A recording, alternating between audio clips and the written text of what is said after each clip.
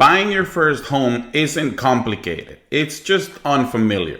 If you're renting in Orlando and you've started thinking about buying, you've heard all the words: inspection, appraisal, underwriting, closing.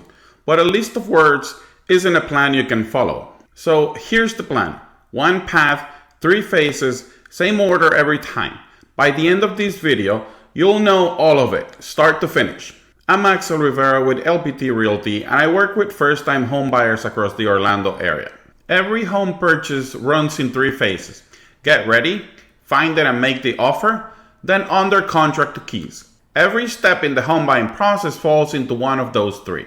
It's the same in Sanford, Lake Mary, Orlando, or anywhere else around here. Phase one is getting ready. It takes the longest. You check your credit, you work out what you can actually afford. You save the down payment plus closing costs and a little cushion. You pick your agent and you pick a lender and get pre-approved. Not just pre-qualified. A real pre-approval unlocks everything after it. Without one, you're stuck. Start with your credit. A lender looks at how you pay your bills and how much of your available credit you're using right now. Pay on time, every time, and keep your balances low against your limits. You don't need a perfect file. You need a lender to see a pattern they can trust, and your credit doesn't decide whether you can buy. It decides what a lender charges you to borrow. Then work out what you can actually afford. Your monthly payment covers more than the loan. You pay property taxes, you pay homeowners insurance, and if your down payment is small, you pay mortgage insurance too. So don't price the loan, price the whole payment. A lender might approve more that you feel comfortable paying every month.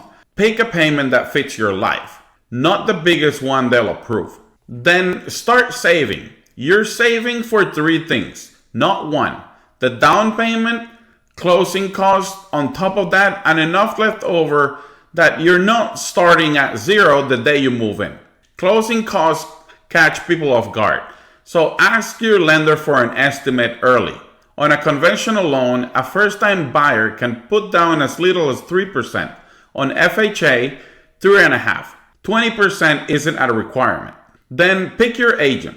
Talk to more than one, and listen to how they answer you.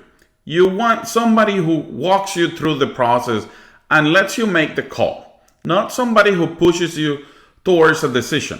If you leave a conversation more confused than you went in, keep looking, and then get pre-approved. People skip this step. Pre-qualified is an estimate. You tell a lender what you make and what you owe. They hand back a number and nobody has checked anything.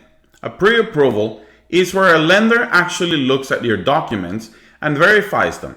That tells your real budget, so you're not touring homes you can't buy. And the seller takes your offer seriously because your financing is already real. Skip it and you can look at houses all you want. You just can't move on one. Phase two is finding a home that matches your priorities and making the offer. You pick your target areas, you tour homes with a real number in your pocket instead of guessing. And when you find the one, you write the offer and negotiate. This phase doesn't take a set schedule. It can take a weekend or it can take months. Either is normal. The timing depends on what actually comes on the market. This isn't a delay, that's the search. And the same budget buys you a different home in different parts of town. When you do go tour on purpose. Write down the 3 or 4 things that you actually need and hold every home up against that list and go see them in person. Photos leave things out. Then you make the offer. An offer isn't just the price. You're also telling the seller how much you're putting down, when you want to close, and how much you're asking them to cover towards your closing costs. Sometimes a seller cares more about those than the number. A seller who needs extra time to move out will take less money from the buyer who gives them that time. Your agent writes the offer, but you decide what goes in it. Phase 3 starts the day a seller accepts your offer. Now you're under contract and the clock starts. Your inspection window opens and you get the home checked. Your lender orders an appraisal just to confirm the home is worth what you're paying.